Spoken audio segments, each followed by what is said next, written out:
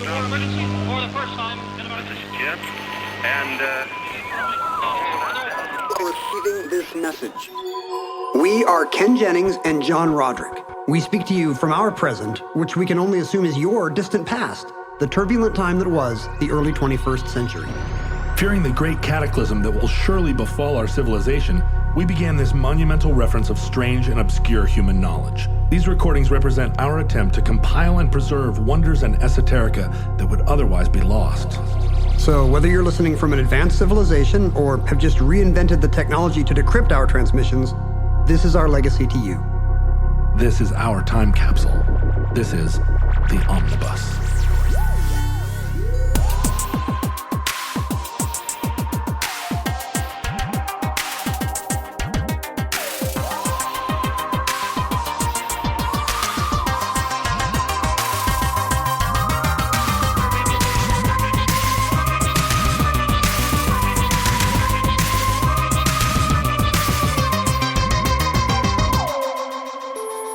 You have accessed entry 283.ZP0206. Certificate number 45989. Cottagecore.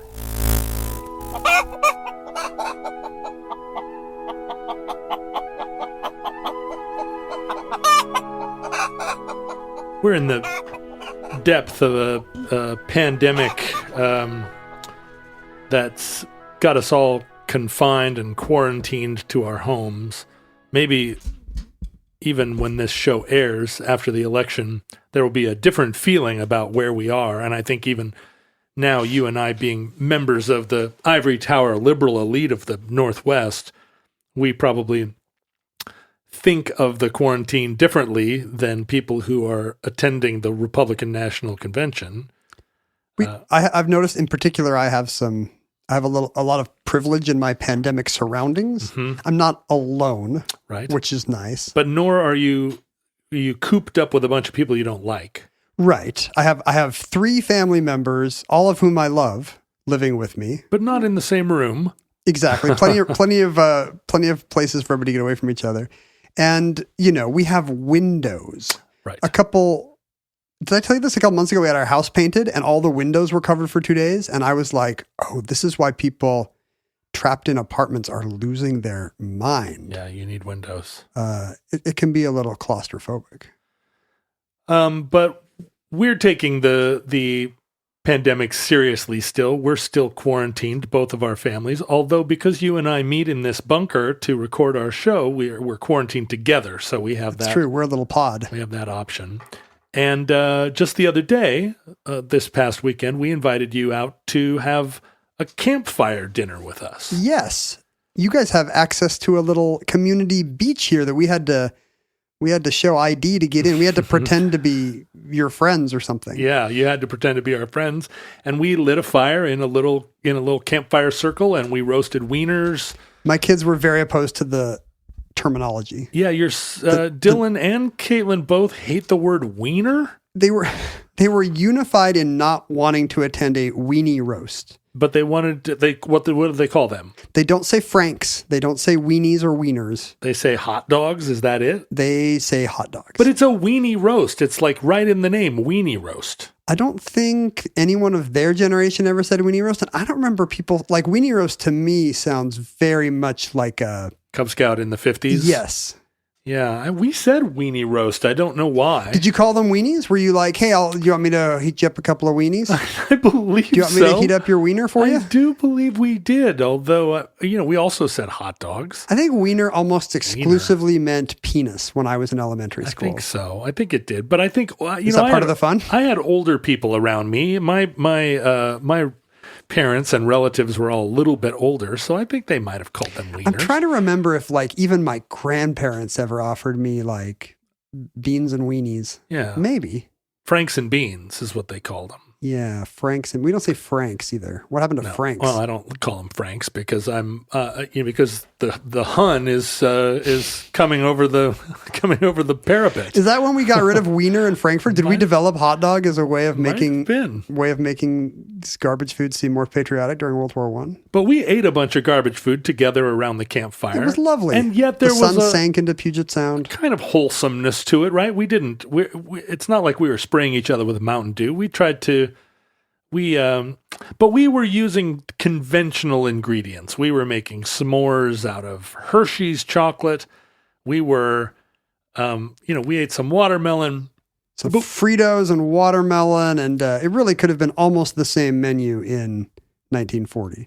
But and neither of us, at least in that instance, felt beholden or encumbered by the whole food or natural food, raw food movements that we, back in the old days when we went to fancy restaurants, we could be forgiven for checking the menu to see if it was all natural beef. I mean, we're middle class people. We're sort of indoctrinated in that culture of natural foods, expensive and artisanal or artisanal foods. But there was something about just being around a campfire that made you just not care so much, right? Yeah, that's right. You didn't want fancy sausages that tasted like apple and jalapeno. Not if you're roasting them on a little sharpened stick. I mean, and you're going to end up smelling and tasting like campfire anyway. I found the next day that the car still smelled like campfire just from having me in it. That's how it goes, right? And we didn't make s'mores with salted chocolate, 70% cacao. Can you imagine a time when desserts did not have salt sprinkled on them? So weird. Yeah. No, I'm fine with that. I don't want salt on my desserts. It's something that, I guess I think of that as restaurant culture, but it hasn't really bled over into my daily life that much.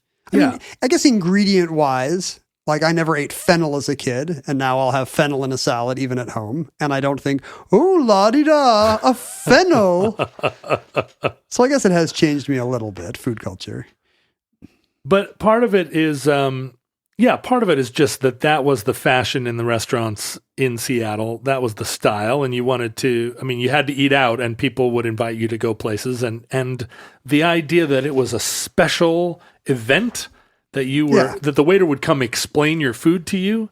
And the explanation wasn't just, this is a hen cooked in butter, but that this was a hen named Elizabeth and cooked in butter that she lived next to. There's a Seattle restaurant that will remain unnamed, but that I never went back to just because, two criminal offenses. First, it had nothing but a communal table. Yeah, that's hard. I don't want to eat next to a stranger. That's the way of that style, yeah. And they said the butter was named Elizabeth? And I know it means I'm a bad person for not wanting to pass a bowl of rutabagas around with strangers? To random people. Yeah. Because I know it takes a village. And the second thing is they would serve the food, but if you tried to and then immediately eat, you would look like the godless kid digging in before the nun says the prayer in the movie or something. Yeah. Because you had to wait for the chef to come out and just tell you all about the source for the fiddlehead ferns where you were about to eat and what farm the persimmons came from. Right. And I didn't care about any of that. It's that. very performative. And it seemed like a bit of a personality cult. Like I was really supposed to enjoy the fact that this guy was deigning to come down and tell me about his persimmons. And I didn't care. Go back to the kitchen. These are the people that refer to chefs as chef. In this case, it was chef first name. Oh, Chef Bob. I can see that. I don't want to say the name because maybe this will let people identify the restaurant. But my wife and I were just rolling our eyes every time Chef First Name came out to, okay, everyone, don't eat yet. Chef First Name is about to come out and walk us through where these dates came from. Tell you about the salt that's named Elizabeth.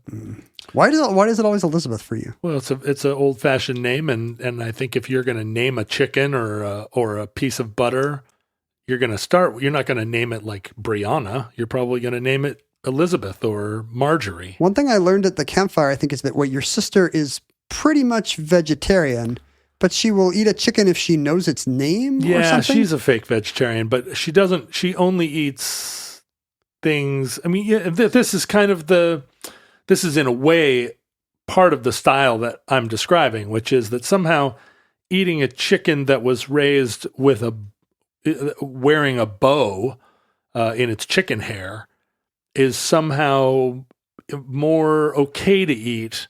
A chicken that has had dreams revealed, a chicken that has...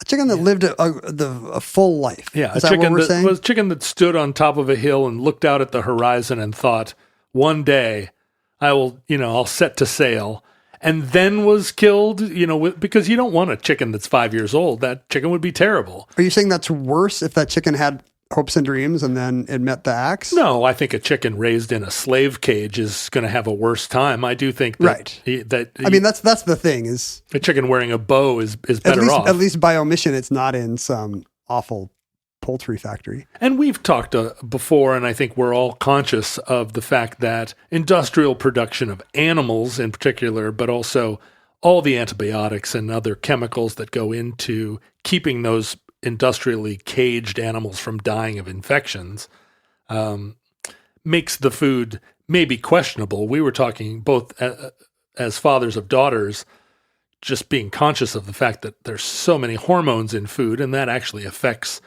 the growth and development of our children, or at least is connected to accelerated puberty. I think one of the things that has dropped the puberty age in America by a matter of years, I think, since we were kids, has been hormones in milk. Hormones in milk, and also hormones in the chemicals that make up plastic bottles, or chemicals that imitate hormones in the body. But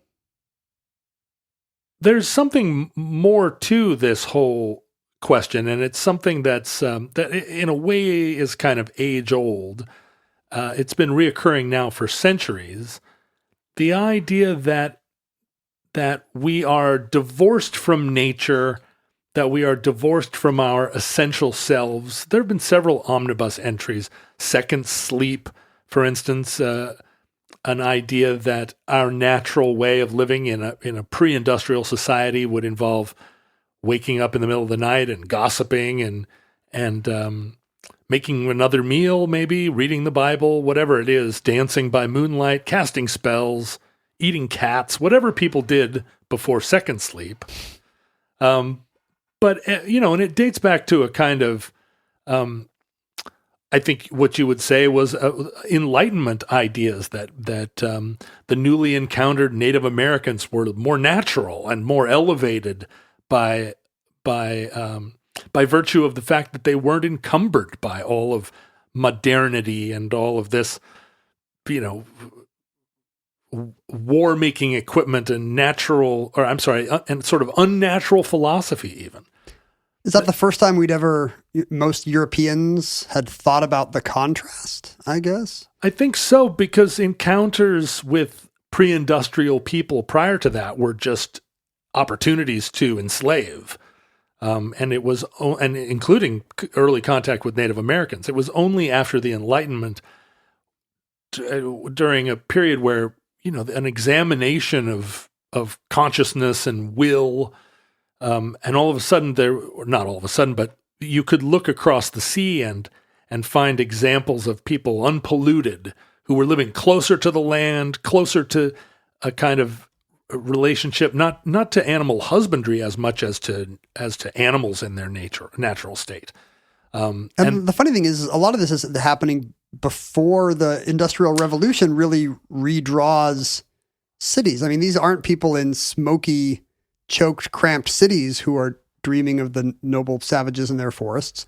It's just people on farms who are like, well, there's got to be a better way. People in salons mostly, Yeah. and what they were lamenting was the political culture, the all the alliances and wars within Europe, all of the, and in some ways they're all recent. I mean, the plagues are all in recent memory, but it's also a reevaluation of religion and a post-Protestant idea that a natural connection, a personal connection to God, is kind of a deindustrialization of religion. Yeah, it's not related to the state religion. It should be unmediated by the king and his church. And as you get further away into deism, you see that, it's possible, rather than trying to import religion to the Native Americans or to uncontacted people, maybe what we should be doing is understanding their connection to God, and all of that is, it's feeding a kind of philosophical movement.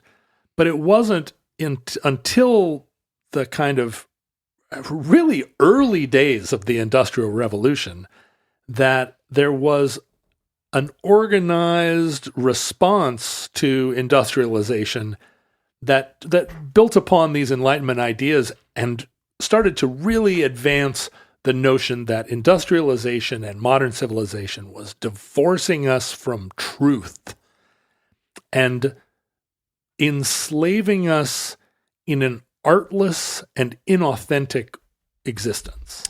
Most of those people kind of pontificating in their London coffee houses or whatever maybe would not have, maybe you need to not have firsthand appreciation of the actual countryside, because then you would think of it as kind of a dirty, sweaty, difficult life, right? Like you have to have only seen it in paintings or read about it in pastoral poetry. What we think of as the natural English countryside or French countryside are really manufactured products of hundreds of years of cultivation of the land, often for vistas, on those giant estates. Marie Antoinette famously had a small village constructed at Versailles because she wanted something quaint, right? Yeah, that she actually populated with artisans and people masquerading as peasants. I bet that would be a good gig, right? Oh, yeah. Like if your choice is to be a real peasant or to go eat palace food and dress as a peasant, it's kind of like being in Main Street on Disneyland, pretending to work in a turn of the century magic shop. Yeah, that's exactly it. Marie Antoinette would take her favorite people out to her little Potemkin village and spend all day pretending to be peasants. And the little peasants that she had employed to do peasant things, I mean, they all had a merry time. It's funny to think about how much Marie Antoinette would just love Disneyland. Well, yeah. Well, think about Versailles. Or Colonial Williamsburg. It is freaking Disneyland. But that became a fashion among the aristocracy to have little follies on their property that mimicked an old ruin or a little thatched roof. You're talking about village. Romanticism. Well, it's prior to Romanticism. Romanticism kind of was the next extension of this, maybe more widely popular version of it, more widely accessible. Not everyone can build a tiny village and inhabit it with peasants. I certainly can't, and I've done very well for myself. Me either. Is that your dream, though? Would you like to? Oh, is that why you're clearing all that brush in your backyard? I just dress up my cats and make them, act out little plays for me. My children are now too old for me to try to get them to dress. Put them in a little village. My daughter just read Little House on the Prairie and immediately took an interest in little chintz dresses. It seemed like she was wearing something kind of gigamy when she opened the door today. Yeah, she's very into dressing like someone on the prairie and acting out little wagon train scenes and stuff. And it's all in contrast to her otherwise 100% Star Wars based play space. I said, "Who is this American Girl doll?" Yeah. And she said, "I'm not an American Girl doll," which fair enough. Yeah. She's not. She kicked you in the shin then, right? Yeah. And then hit you with her lightsaber. But she does spend some time out on the picnic table now. Every once in a while I see her like crack a little switch and go, yeah, and she's talking to some potted plants. American pioneer fiction is seems like such a, it's crazy how little American girls of any era seem to take to it. And I'm not sure is it just because of the success of that foundational text, those Laura Ingalls Wilder books, or is there something inherent about the plains that speaks to them? Well, I think we may make a connection at the end of this episode to that. The appeal of this pastoralism is always an appeal to simplicity and an appeal to authenticity. Maybe simplicity more for little kids. Those kids never. I remember as a kid reading those and being like, they don't go to school. Right. Or I don't have to do my math workbooks if I'm living in the Minnesota woods. And she and I just read a couple of stories where, Oh, we read Where the Red Fern Grows, where, going to town is something that you put your little bare feet to the trail and walk all day, sleep outside, and then you get to town the next day. Those books are very sensual. They are. Pages and pages of description of food that you're salting away for winter. The games the kids play, just maybe because they're more about the patterns and textures of everyday life than most things you read at that age. That was very formative for me. Well, and also your anxieties are not so disassociated, right? Your anxieties are wild animals, and most of those kids are portrayed as pretty resilient, pretty unafraid. And they get scarlet fever and they're fine. Yeah, they spend the night outside and they never panic. When they get lost, they don't freak out. They find their way home. They have very comforting parents in those books. Yeah, that's right. So you feel very protected. There's a cozy aesthetic to those books, even though they're on the edge of a dangerous frontier and there's bears and Indians and panthers. Mom and Dad are both very hardy. There's almost no problem that one or the other of them can't fix. Mm-hmm. Mom can feed the family based on nothing. Dad can fix any wagon. And sure, there aren't complications. There's never a question of whether mom is going to come home from work late. There's not. You don't have to worry about what's on the radio. It seems like you're saying that they're comforting because the fears in them are bigger. The fears are bigger, but they're knowable, right? There's not an existential fear. And do you really think that's true? I always assumed people back then had all the existential fears and anxieties, plus a panther might eat you. Yeah, and I think that might be a modern overlay. Yeah. And part of it is if you're working all day, you don't have time for. Yeah, if you wake up and just basic survival requires that you work until the sun goes down. I can see that. What time do you have to sit around and wonder about what the meaning of it is, or what Nellie Olson thinks about you? Right. Yeah, it's true. Maybe those are modern luxuries. And you know what? We can draw a lot of this finds its lodestone, its birthplace in Walden. Thoreau leaves behind the hustle bustle of what was probably Boston with a population of 75,000 people, and departs to Walden, which actually wasn't that far away from anything. Yeah, I think he's actually going from Concord, which is probably a pretty, probably a small, quaint town today, that the kind of thing we would yearn to. I mean, you've been to Concord, right? I mean, there's nothing there. There's no point at which Concord was a metropolis. No.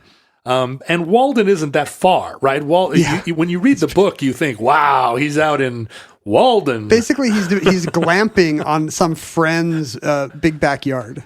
But his premise was he's going to return to nature, and in doing so, be free of the encumbrances. And that book was extremely popular and remains popular, and was jump-started the whole.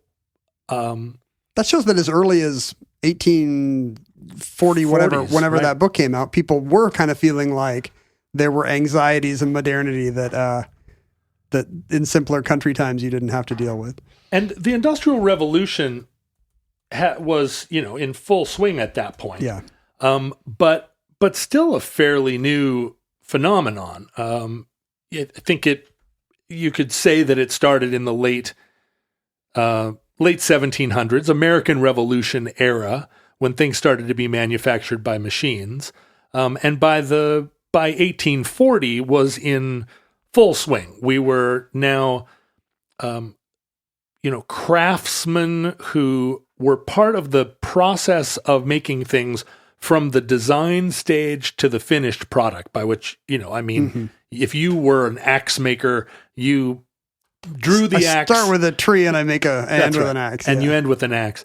All those processes had been divided, and division of labor was one of the main constituent parts of into the Industrial Revolution. It's more efficient to stand in one place and put one bolt in an axe handle. That's right. You sit and do this, and I'll sit and do that, and together we'll make an axe. And that divorce from craftsmanship and from a connection to making things was, even in its time, seen by thinkers and by theorists as a kind of death of nature and a death of our natures, and a quarantine from something intrinsic to health and to mental health. It's an easy sell. Like, I don't think I'm alone in the fact that, like, just walking through a totally unremarkable forest, I feel, pleased and rejuvenated in a way that I do not feel on a city street.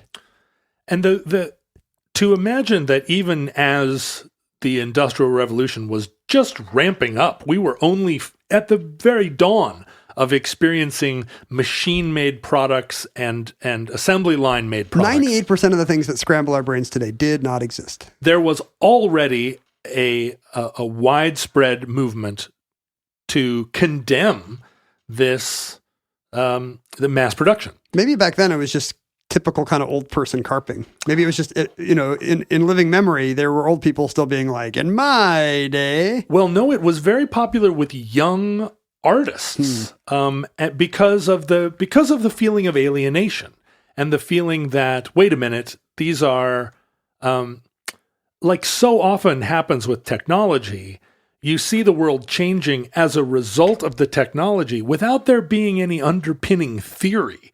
No one has worked out, is this good for us? We're seeing it now with social media, and we're acting as though it's never happened before. But social media came in and we all went, oh, interesting. And before we had time to think about it, it ruined our lives.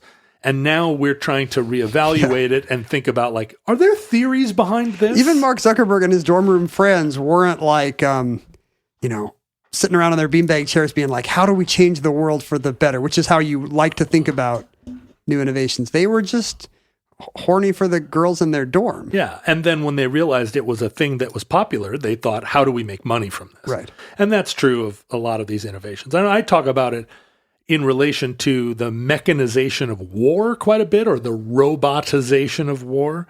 It began with drones and now is increasingly, everything's becoming drone war. I was watching Failsafe. You guys done Failsafe on Friend of the Fair yet? Yeah. The original one, the Henry Fonda one? Yeah. And, it hasn't appeared yet, but yeah, it's on the list. In that movie, which is kind of about the nuclear fears, it's all about how the machines are going to be to blame because they're now acting too fast for sensible humans to impose any kind of morality or even common sense on the decisions. And the pilots are all grumbling about how someday they're going to have planes that pilots don't even fly. And it seemed crazy talk. It seemed crazy talk in 1964 when that movie came out. And it kind of seemed crazy talk in 2004. Right. But in the last 15 years, those pilots from the 60s are absolutely right. Like, that was the goal, to advance things so far that you do not need human oversight at all. Well, and the argument in favor of it is sort of undeniable because we don't put our pilots at risk anymore. Our soldiers, we're going to have much higher survivability. And it's the same in industrialization. I mean, really, it's the capitalists wanting to, streamline, to pad the bottom line. But the idea is, fewer unpleasant tasks. We've got machines now to hammer that metal in, and you don't have to do it with a hammer anymore. Isn't that nice? And in a way, you're talking to an audience of people that work from dawn to dusk and scrape a living off the land. And the initial appeal of, like, come to work in a factory, we'll pay you actual money, and you can have, well, not weekends off, not for a while, not until the labor movement, but at least at the end of the day you go home. And the more mechanized the job, the less sweaty your labor. Right. And you buy things with money instead of make things with your trading hands. Things for eggs. I mean, and you can move to the city, and you will have access to the city. I mean, there are a lot of reasons that people did not march into industrialization at the end of a bayonet point so much as it seemed like the advantages were apparent. And it's only later that you feel that estrangement.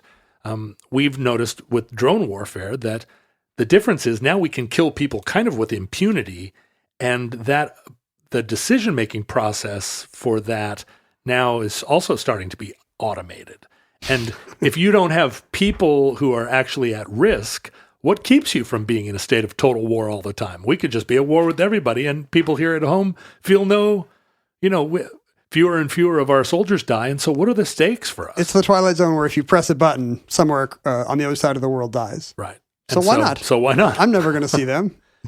With industrialization, it was in the mid-1860s, the middle part of that century, that there started to be kind of an organized movement. A man by the name of John Ruskin saw industrialization as being a problem of moral and social health. He recognized that, and this is at a time when people still had 8 kids and all lived in a giant house together, but he saw communities starting to become dissolute. People were losing connection to one another. People were moving to unhealthy cities, leaving the land behind. And he had, all of these anti-industrial philosophies also have a very strong aesthetic component. It's funny that John Ruskin yearned for a natural landscape. Do you know the famous story about his marriage? No. This may or may not be true, but in one popular retelling, he never recovered from the shock on his wedding night when he learned about pubic hair on women. He didn't know it was there? Paintings had not informed him. Interesting. And that from then on, he could not perform? Yeah, and that essentially ended his marriage. So it's ironic that he yearned for a natural landscape and other. Also, that story may not be true, but it's a common. He probably legend. was influenced by the pre-Raphaelite paintings, which also kind of depicted this idealized, sort of land of nymphs and fauns that all had curly black hair and sizable noses. They're cavorting. There's a lot of lily pads in those paintings. Is that really? Are lily pads sexualized in some way? Oh yeah, you're gonna. I'm not into lily pad core, but you're gonna see that lily pad action. But the complaints about what industrialization produced was that the products were kind of ignorant of their constituent parts. If you were making a thing out of wood and this tree and that tree, they became equal and undistinguishable, although throughout history, the wood from this tree and the wood from that tree were very different, and a craftsman would approach making things out of that wood very differently. In an industrialized process, when you run out of alder, I guess you switch to birch. And someone that works with wood would say you can't do the same thing. It's too different. So that ignorance. You're actually losing artistic skill. And losing a connection to the material. The natural material of the world. So then what you produce is vulgar. It's base. It's less useful. And I totally believe this. Sure. You just go to the toy aisle of a dollar store, and it's awful. It's not beautiful. And so the industrial reaction to that is to make those things more appealing to consumers by making them excessive and ornate, falsely ornate. You add gewgaws, you add paint, you add a layer bright of colors. Yeah, and that ornateness isn't native. It's not a functional ornateness. And so that artificiality then means that things become impractical.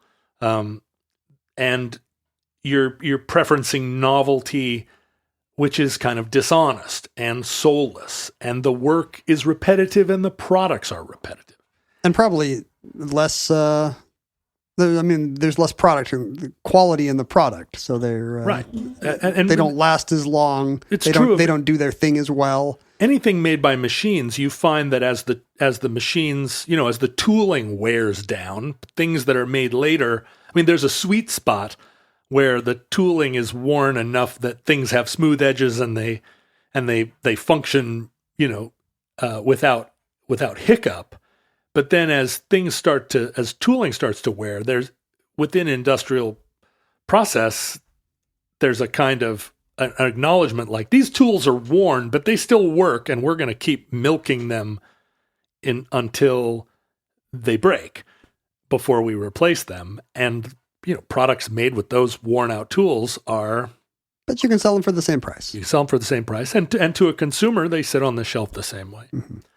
The preference then, as advanced by John Ruskin, and then ultimately by what became known as the arts and crafts movement, was for things that were made by human beings, that were involved in the whole sort of design through creation, handicraft, no division of labor, raw and unprocessed materials. Is this the beginning of do you get into the English arts and crafts movement here? You do. And William Morris then took these and again, connected a real aesthetic to it, but it was an aesthetic that made claim to a social and moral improvement. This wallpaper produces good-hearted children. It does, right? That not just making things, but being surrounded by made things is good for the soul.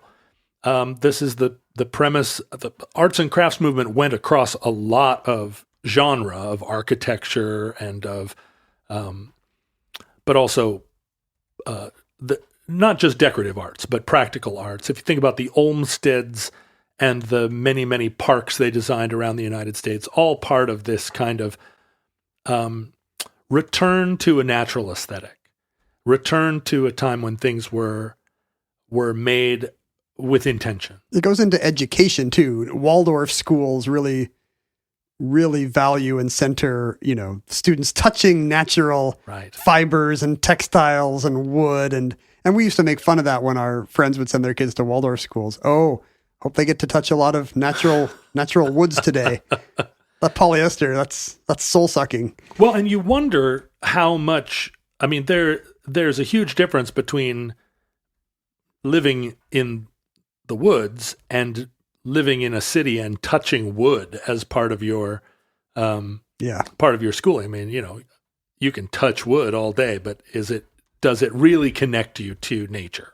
And this is the kind of question of arts and crafts. Does it become not just decorative, but does it become exclusive?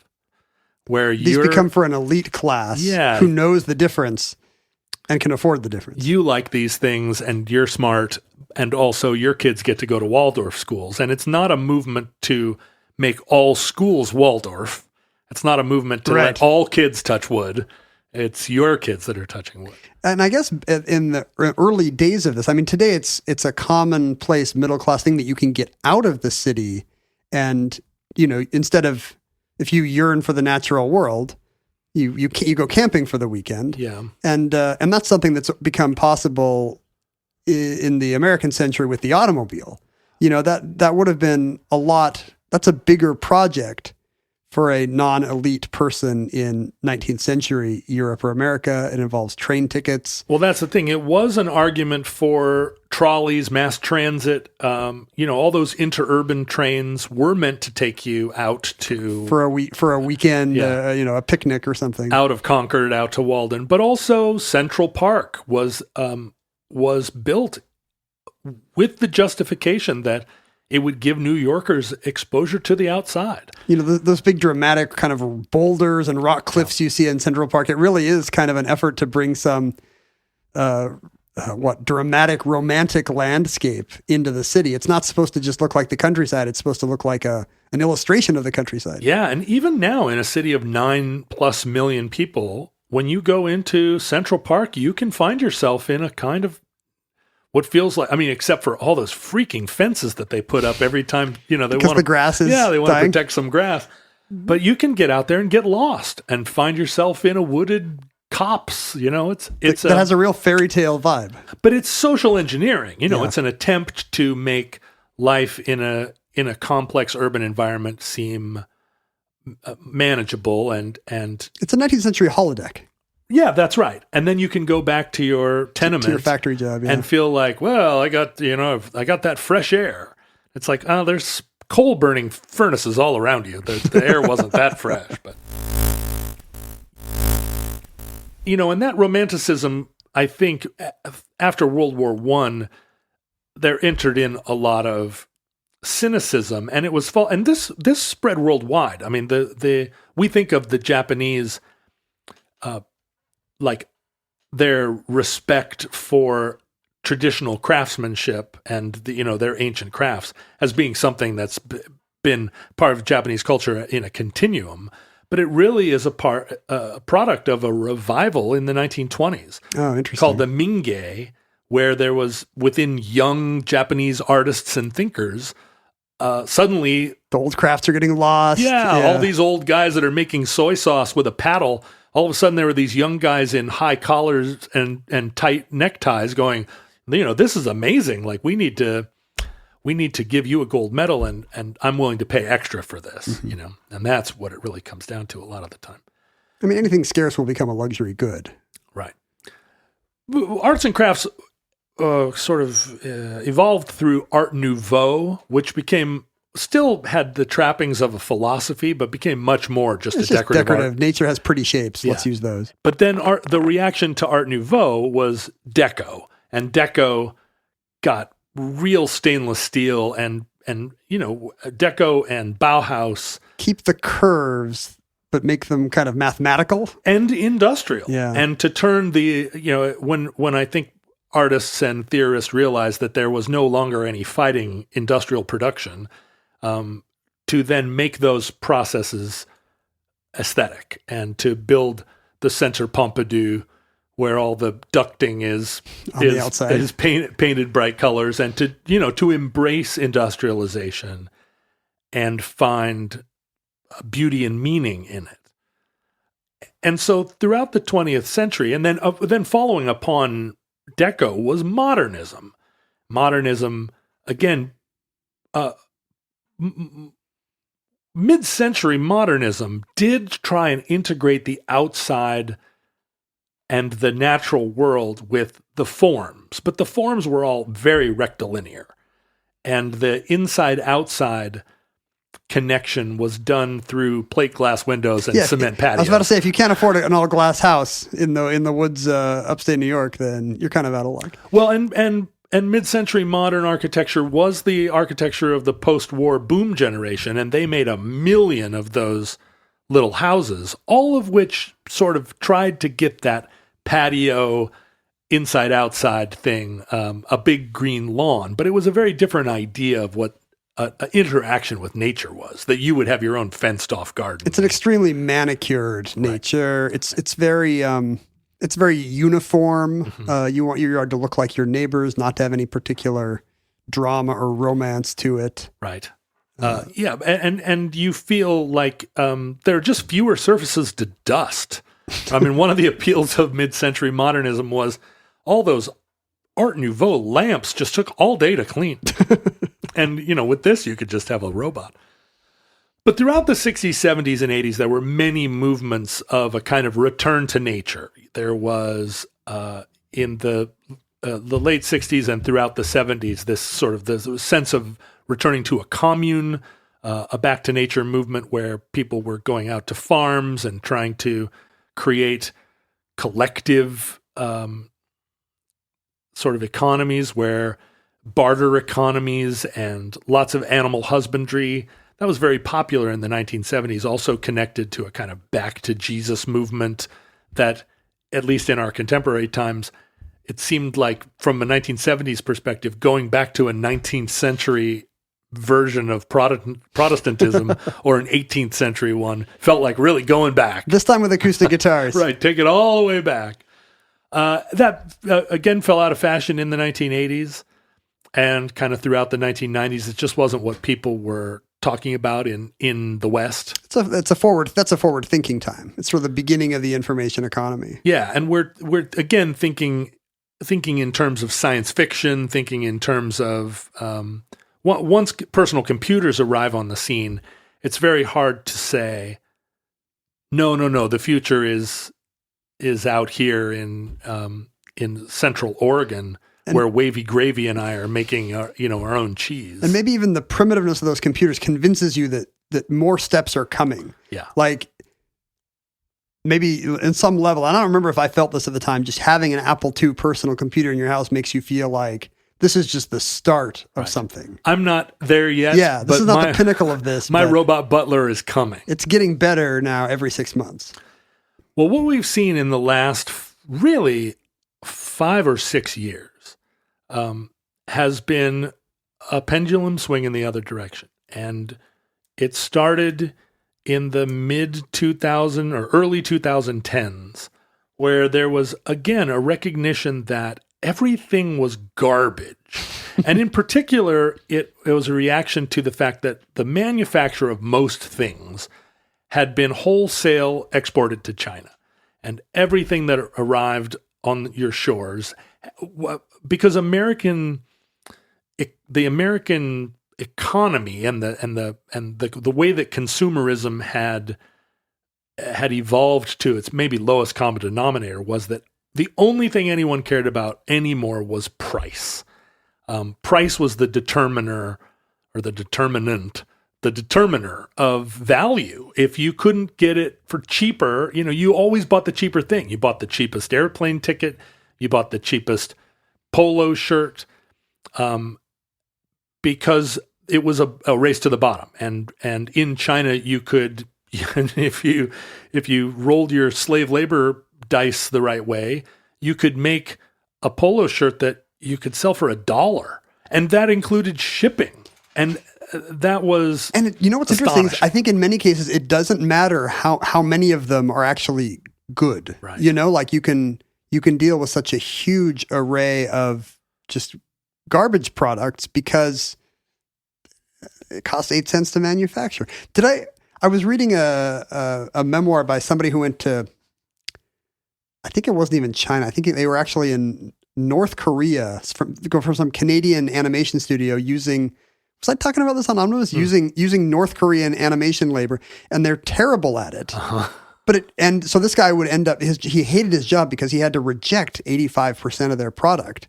But it didn't matter, because it didn't matter if only 1 in 5 drawing was usable, because they were getting paid less than a fifth what a North American animator would be paid. It ended up penciling out. So it didn't. Yeah. So except it broke the soul of the people that had to look at the bad work. Right. And it's the same way. Who knows what it did to the souls of the people that were doing the bad work? That's probably even worse. But it became a kind of, it was a watchword of a certain kind of what seemed like thriftiness and good sense at a certain point in the 90s to recognize that this polo shirt cost $80 because it had a horsey on it. And this polo shirt cost $20 because it was from the Gap. You're a better mom if you go to Old Navy. That's right. Yeah. And so that race to the bottom, where everything was suddenly on sale, everything, I mean, if you think about the largest stores in the country, they're all discount stores now. Mm-hmm. Target and Marshalls and all these things, they start as like, you don't have to pay full price. It really ties into our desire to want a new thing, like if that's how you heal your soul in a consumerist economy is buying things, then you're going to need something new. It doesn't matter if the polo shirt lasts 8 years or 8 months, because if it only lasts 8 months, great. You get the fun of buying a new one next August. And that disposable culture produces a situation where you do get a new pair of shoes every month or every 6 months. How fun is that? Not because you wanted them, because you need them. And that idea that like, well, I need these shoes, so I get to go to the store and buy these flashy and ornate and vulgar. And for someone like me who does not think shopping is fun, it really is frustration when the thing wears out and you're trying to find the same thing or the closest thing to it, because you don't want the hassle of trying to figure out what the new flashy thing is. You just wish your other thing hadn't fallen apart.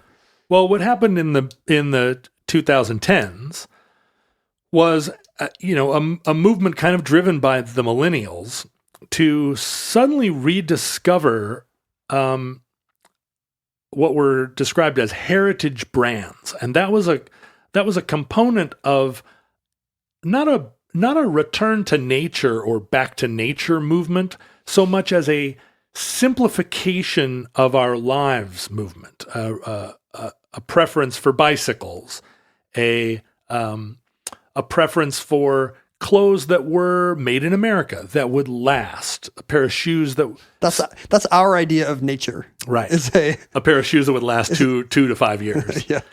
And that was kind of mocked or derided as the artisanal movement. It extended all the way across the spectrum. People started to want farm fresh eggs. They wanted to have chickens of their own.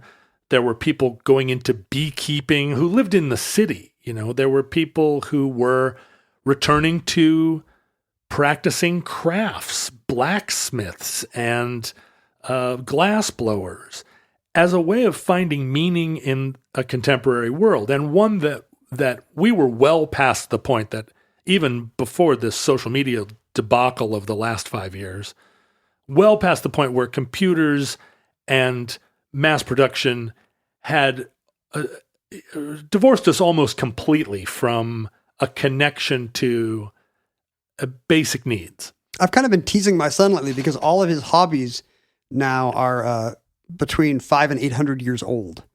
He's getting really into chess, and he will play online, but he's getting into chess. Right. He and his friends were out.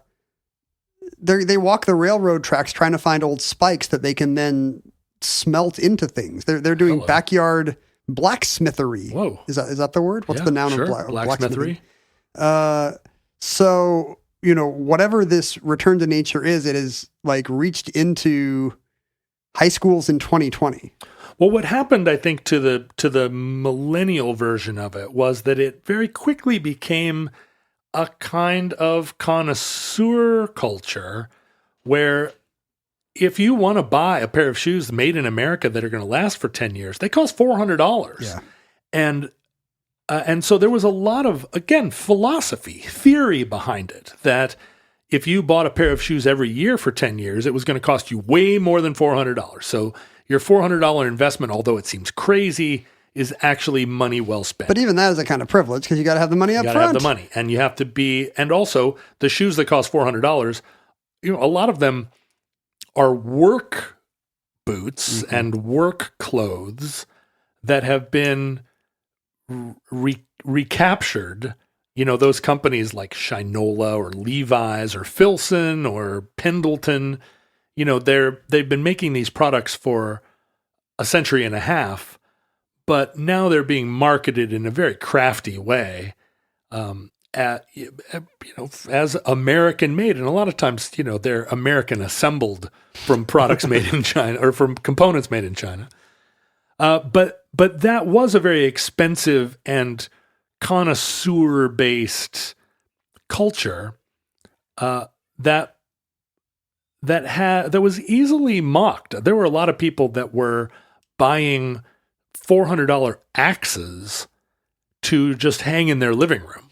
The idea that they would ever use that axe for anything, but it was a beautiful thing, an item, a talisman, to replace what would have been money spent on video game cartridges or a Nagel print. I guess now there's so much information out there, you can find out what the right thing is to own without actually having any firsthand experience or expertise. Right.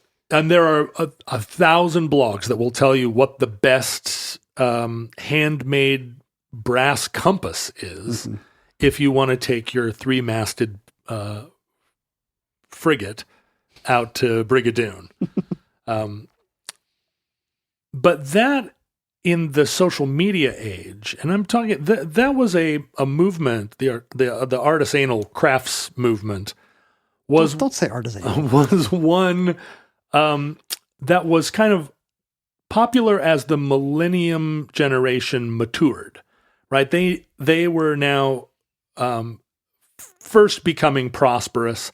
They had disposable income, maybe weren't able to afford their own home, but they could certainly buy an $800 axe. It was an expression of having arrived for a generation newly in their 30s. But the hangover from it was that as social media and as the American political scene sort of descended into chaos, there was a kind of a what would you say, almost a fascistic quality to it, because it the idea of it being made in America is nationalistic. And the idea of a lot of this stuff being back to the land is now connected to a kind of post-apocalyptic expectation. Oh, interesting. Right? Like, I'm going to have this axe for when, for prepper reasons? Yeah, I have it now in my apartment and I won't need it, but I will need it when the race war happens. And so those associations and the combination of this sort of initially an everyday carry culture is one that is almost kind of Walden-esque. It's very easy to watch it's the dark side of Walden. Turn dark, right. But now, Generation Z, what are we calling them? The Zeds? Zoomers? The Zoomers. People do say Zoomers. Which is kind of funny. It's like they're faster baby boomers. Yeah, the Zoomers are now coming of age, and you're watching it happen in your own house. Mm-hmm. But we're seeing Zoomers who have been raised entirely in a social media environment. And I first noticed it with the arrival of Snapchat, which shocked me and offended me that the premise of Snapchat was that there was no archive.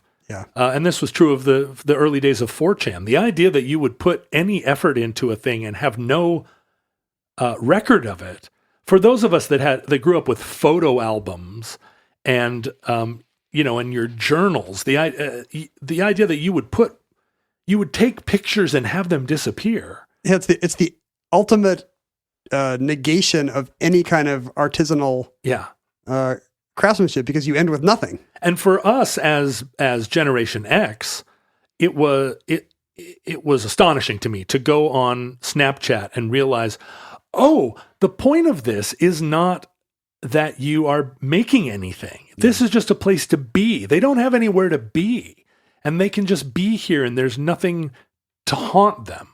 There's nobody's, you can't take this and put it in their face later. And as the Zoomers they're very young still, they don't have the money to buy an $800 axe, but they want a more meaningful life, a life that isn't just transacted on Instagram, that isn't entirely put out into the panopticon of a life online. Yeah, I feel like they're as aware, if not more, than we are of the limitations of the screen-based life. They don't seem able to escape from it, but they don't like it. Well, and I guess the escape can be virtual. Is that what you're going to say? No, the escape now. So in very recent years, only the last couple of years, there was a kind of noticeable uptick in and on social media and Instagram and other places, a sort of world like my daughter's, where all of a sudden gingham dresses and Instagram posts of young people outdoors interacting with nature, but also in a kind of pre-industrial social way. Barn dances and kind of like real retro. And are these real life occurrences happening? Or I thought a lot of this was kind of mediated through fan art and carefully chosen still photos. It was before the pandemic. Some of this was actually happening. It was happening, but of course this generation is like a lot of generations that kind of develop a back to nature mentality. They're just one generation away from anyone that knows actually anything about square dancing firsthand, right? Or anything about, they're rediscovering old, not just technologies, but old moral technologies, which is to say that to put your hands on a thing, to touch wood, if you will, mm-hmm. is life affirming. And also the contradiction in terms is that the only way we know about this is that it's happening on social media, which is the opposite of this unmediated experience. So what are the hallmarks of this aesthetic, this like, new cottagecore? So cottagecore is just what it sounds like, and the aesthetic isn't particularly. The aesthetic doesn't have any elements that you would look at and say, "I've never seen it before." The aesthetic is just it's the opposite, right? It's purposeful nostalgia. It's just your chickens and your pinafores and your. So it's a kind of an unspecific rural life, right? Without too many details about who's farming and why. But it's if stuff's old timey, if people are putting away watermelon rind preserves and feeding the chickens, that's good. It's an attempt to find meaning, but what differentiates it is that it's become a LGBTQ safe place. That yes, cottagecore is largely a lesbian aesthetic. Not largely, but it has been, it has become a component of a kind of lesbian-driven movement, but also people throughout the queer spectrum, because the one thing that Little House on the Prairie and Pioneer Town and Colonial Williamsburg and all these past movements to a pastoral existence, the one thing none of them had was a safe place queer visibility for queers. Yeah. And so, or for queer culture of any kind. I mean, the traditionalism of them, and because you still see, you see in Southern Utah, people in these same gingham dresses and bonnets who are trying to, or in Western Pennsylvania, who are still trying to live according to that premise, that connection to the land without any 20th century mediation. But that return, but from a Zoomer perspective, as a way of saying, these were things that we've never in literature or in any consumption of media throughout our lives have ever been able to place ourselves within. It's essentially, it's an alternate history, right? Right. Like, what if there were, little flannel-wearing lesbian kids running around Little House in the Big Woods? Yeah, we're going back to the 18th century because, and you can see it because post-queer liberation, there's, all those aesthetics that were part of the liberation movements are all modern. They're all postmodern.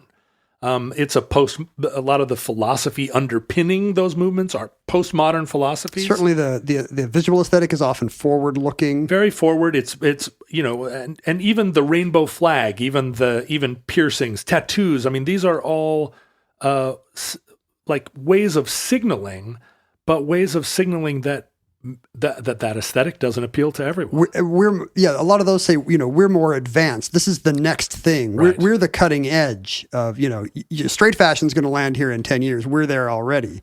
But to say, and this is the opposite.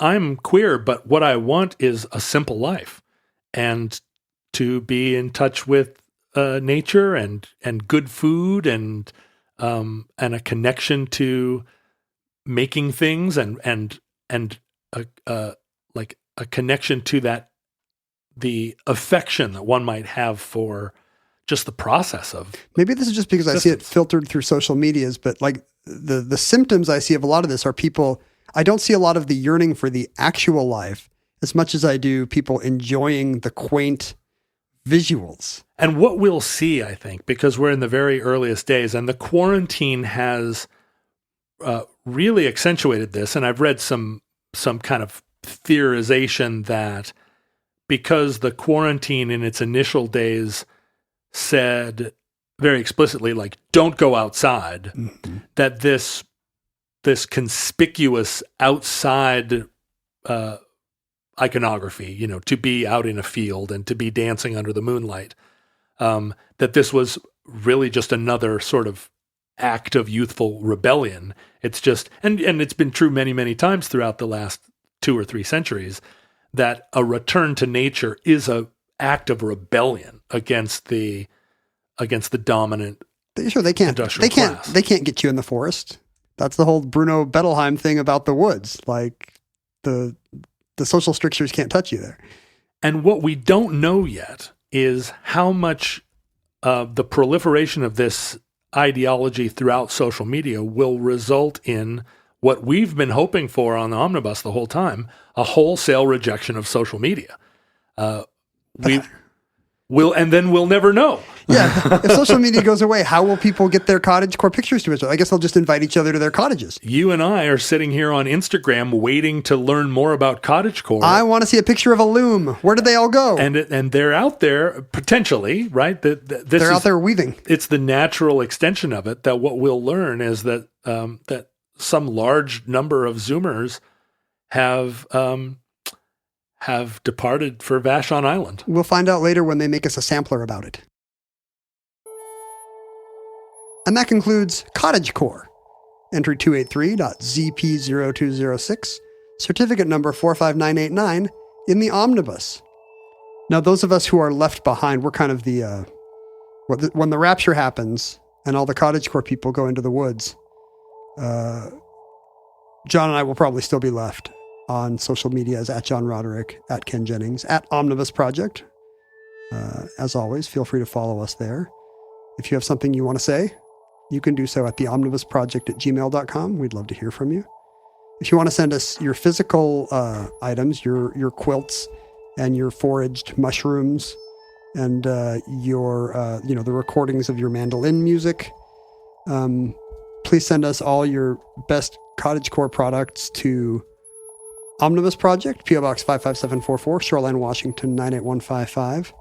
This is like the perfect stuff for a Cottagecore show. Did you see what it was Rick who sent us the Indiana skiing poster? Yes. Now he's also I think his day job appears to be in beekeeping because he sent us some honey. Oh my goodness, look at those. And they're two very different honeys, a dark and a light. Well, here's why. One's from the 2017 collection, one's from 2020. Oh, these bees were sucking on different flowers. Yeah, what was happening in 2017? It was early Trump era. The bees are all depressed. A much darker and more amber honey. Or do you think it just ages? Do you think 2020s will look like this in 3 years? I don't think so. I don't know. Every hive counts. He tells us and sent us some stickers. So you and I have to decide which of us wants the new honey and which of us wants the new honey. And which of us wants the old honey. Call Me Maybe era 2017 honey. I will take either honey because I believe in this honey. You believe in this honey? I believe in it. I believe either honey is going to be great. I've said I have an herb garden, and you've said you don't like herbs, but I think about this all the time because the bees love whatever's in blossom. Yeah. And we currently have a lot of bees buzzing our oregano, and I'm just thinking about the awful honey they're going to make that tastes like oregano. Oregano honey. I know, right? Yeah. So I apologize to any beekeepers in our area who are going to get Domino's pizza tasting honey thanks to us. Thank you, Rick, for sending us that. We also got a postcard from Kathy from Donner Summit. Oh, well. Look at that. Well. Donner Summit Bridge, overlooking Donner Lake. Beautiful. Look at that. That's wonderful. That makes me want to eat my friend's wife.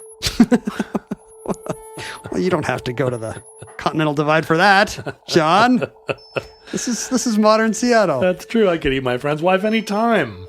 No, the 10th commandment says, please do not. I just want to watch Jerry Falwell Jr. eat his friend's wife. Right. Roof.